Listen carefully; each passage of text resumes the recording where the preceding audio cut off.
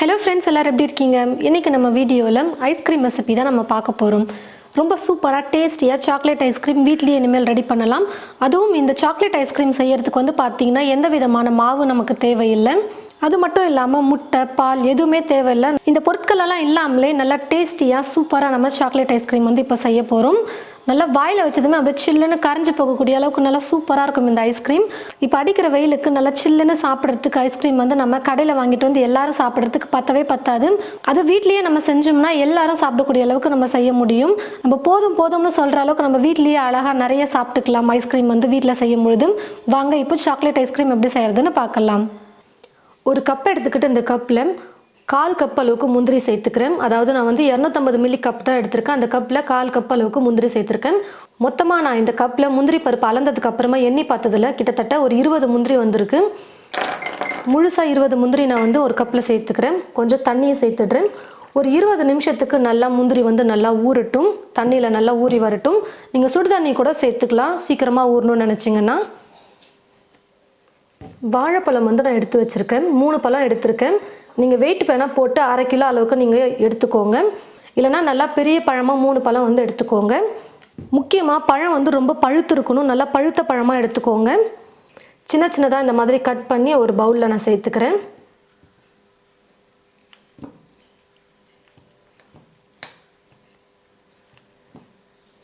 Cut பண்ண இந்த வாழைப்பழத்தை நான் அப்படியே ஃப்ரீசரில் வச்சுக்க போகிறேன். 20 நிமிஷம் ஃப்ரீசரில் இருக்கட்டும். அதாவது முந்திரியை நம்ம எவ்வளோ நேரம் ஊற வைக்கிறோமோ அந்த அளவுக்கு நம்ம ஃப்ரீசரில் வச்சுக்கிட்டால் போதும், கரெக்டாக இருக்கும். முந்திரி பார்த்திங்கன்னா நல்லா தண்ணியில் ஒரு 20 நிமிஷத்துக்கு நான் ஊற வச்சு எடுத்துக்கிட்டேன். அதே மாதிரி வாழைப்பழத்தையும் நான் ஃப்ரீசரில் வச்சு நல்லா எடுத்துக்கிட்டேன். இப்போ ஒரு மிக்ஸி ஜார் எடுத்துக்கிட்டு இந்த மிக்ஸி ஜாரில் ஊற வச்சுருக்கிற இந்த முந்திரியை சேர்த்துக்க போகிறேன். நான் தண்ணியோடு அப்படியே சேர்த்து அரைச்சிக்கிறேன். முந்திரியை நல்லா நைஸாக நான் அரைச்சி எடுத்துக்கிட்டேன். எந்த அளவுக்கு நல்லா நைஸாக அரைக்க முடியுமோ அது மாதிரி நீங்கள் பார்த்து அரைச்சிக்கோங்க. நீங்கள் எப்போ ஐஸ்கிரீம் செய்ய ஸ்டார்ட் பண்ணுறீங்களோ அதுக்கு முன்னாடியே நீங்கள் ஒரு 2 மணி நேரத்துக்கு முன்னாடி கூட ஊற வச்சுக்கோங்க. எந்த அளவுக்கு முந்திரி நல்லா ஊறுதோ அந்தளவுக்கு சீக்கிரமாக அரைப்பட்டு வந்துடும். இப்போ இது கூட ஸ்வீட்டுக்கு நான் சர்க்கரையை சேர்த்துக்கிறேன். 1/4 கப் சர்க்கரை சேர்த்துக்கிறேன். 1/4 கப் அளவுக்கு கொக்கோ பவுடர் சேர்த்துக்கிறேன். நான் எடுத்துருக்கிற கப்போட அளவு பார்த்தீங்கன்னா 250 மில்லி கப் தான். அந்த கப்பில் 1/4 கப் அளவுக்கு நான் அளந்து எடுத்துக்கிறேன். இப்போ கட் பண்ணி வச்சுருக்கிற இந்த வாழைப்பழத்தையும் சேர்த்துக்கலாம்.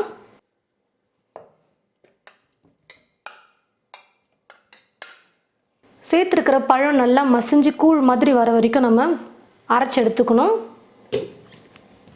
மிக்சியில் பழம் நல்லா மசிஞ்சு வர வரைக்கும் நல்லா நான் அரைச்சி எடுத்துக்கிட்டேன். இப்போ ஒரு பவுல் எடுத்துக்கலாம். கண்ணாடி பவுல் இல்லை பிளாஸ்டிக் பவுல் எதுனா எடுத்துக்கோங்க.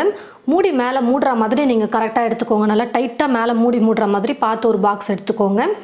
இப்போ இதில் அரைச்சி வச்சுருக்கிற இந்த விழுதை சேர்த்துக்கிறேன். ரொம்ப தண்ணியாக இருக்கக்கூடாது. முந்திரி அரைக்கிறதுக்கு நம்ம தண்ணி கொஞ்சமாக சேர்த்துக்கோங்க. ஒரு 1/4 கப் அளவுக்கு தண்ணி சேர்த்து அரைச்சிங்கன்னா போதும், கரெக்டாக இருக்கும். இப்போ இதுக்கு மேலே ஒரு மூடி போட்டு நான் மூடி வச்சிடுறேன். பாருங்கள், இதுக்கு பாக்ஸுக்கு கரெக்டான மூடி நான் எடுத்திருக்கேன். இப்போ இந்த பாக்ஸ் எடுத்து அப்படியே நான் ஃப்ரீசரில் வச்சிட போகிறேன். 2லேருந்து 3 மணி நேரத்துக்கு நல்லா கூலிங் ஆகட்டும். அதுக்கப்புறமா நம்ம வெளியில் எடுத்துக்கலாம். 2-3 மணி நேரத்துக்கு ஃப்ரீசரில் ஐஸ்கிரீமை வச்சதுக்கப்புறமா திரும்ப எடுத்துட்டு மிக்சியில் சேர்த்துட்டு நல்லா திரும்ப பிளெண்ட் பண்ணிக்கணும். நல்லா அரைச்சதுக்கப்புறமா திரும்பவும் இதே பவுலில் சேர்த்து திரும்பவும் இந்த பாக்ஸை ஃப்ரீசரில் ஒரு 6லேருந்து 8 மணி நேரத்துக்கு நம்ம ஃப்ரீஸ் பண்ணி எடுக்கணும். நான் இந்த கிளிப்பை மிஸ் பண்ணிட்டேன் வீடியோ எடுக்காமல். அதனால் உங்ககிட்ட நான் எக்ஸ்பிளைன் பண்ணிகிட்ருக்கேன். இல்லைனா வீடியோ கிளிப்பே காட்டியிருப்பேன். 2 மணி நேரம் ஃப்ரீசரில் வச்சுட்டு அதுக்கப்புறமா எடுத்த கிளிப் பார்த்திங்கன்னா வீடியோ ரெக்கார்ட் பண்ணாமல் போயிடுச்சு. அதனால் வீடியோ மிஸ் ஆகிடுச்சு. பார்த்திங்கன்னா சாக்லேட் ஐஸ்கிரீம் சூப்பராக ரெடி ஆகிடுச்சு. நல்லா நான் ஃப்ரிட்ஜில் ஒரு 6லேருந்து 8 மணி நேரத்துக்கு வச்சு எடுத்துக்கிட்டேன். நல்லா செட் ஆகிட்டு வந்திருக்கு பாருங்கள். இப்போ நம்ம ஐஸ்கிரீம் எடுக்கிற ஸ்கூப் வச்சு நம்ம எடுத்துக்கலாம். அப்படிலாம் இந்த மாதிரி வீட்டில் குழம்பு கரண்டி இருக்கும் பார்த்திங்களா, அதை வச்சு நம்ம எடுத்துக்கலாம். நல்லா கொஞ்சம் குழியாக இருக்கிற மாதிரி கரண்டி பார்த்து எடுத்துக்கோங்க. இப்போ கரண்டியை வச்சு ஐஸ்கிரீம் எடுத்து ஒரு பவுலில் சேர்த்துக்கலாம். ஃப்ரிட்ஜிலேருந்து எடுத்த உடனே எடுத்தோம்னா வராது ஐஸ்கிரீம் ஏன்னா நம்ம ஃப்ரீசரில் வச்சு எடுக்கிறோம் பார்த்திங்களா. அதனால் ஒரு 5 நிமிஷமாவது வெளியில் வச்சுட்டு அதுக்கப்புறமா நம்ம இந்த மாதிரி கரண்டி வச்சு எடுக்கும்போது ஐஸ்கிரீம் அழகாக வரும்.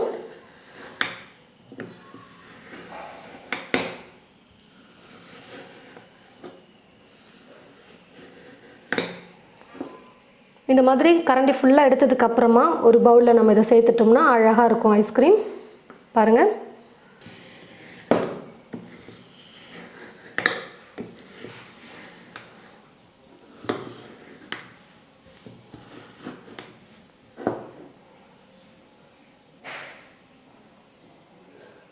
பாருங்கள் ஃப்ரெண்ட்ஸ், ஐஸ்கிரீம் வந்து நான் வந்து எடுத்து ஒரு பவுலில் சேர்த்துட்டேன். ரொம்ப அழகாக சூப்பராக வந்திருக்கு பாருங்கள்.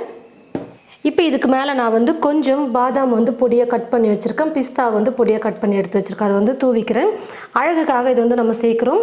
அதே மாதிரி நட்ஸோடு சேர்த்து சாப்பிடும்போதும் டேஸ்ட் சூப்பராக இருக்கும். அப்படி உங்களுக்கு நட்ஸோடு சாப்பிடணும்னு நினச்சிங்கன்னா நம்ம ஃப்ரீசரில் வைப்போம் பார்த்தீங்களா, மிக்சியில் அரைச்சதுக்கப்புறமா அப்போவே கூட வந்து ட்ரை ஃப்ரூட்ஸ் கொஞ்சம் சேர்த்து மிக்ஸ் பண்ணி வச்சுட்டிங்கன்னா ஐஸ்கிரீம் சாப்பிடும்போது நமக்கு டேஸ்ட் இன்னும் சூப்பராக இருக்கும்.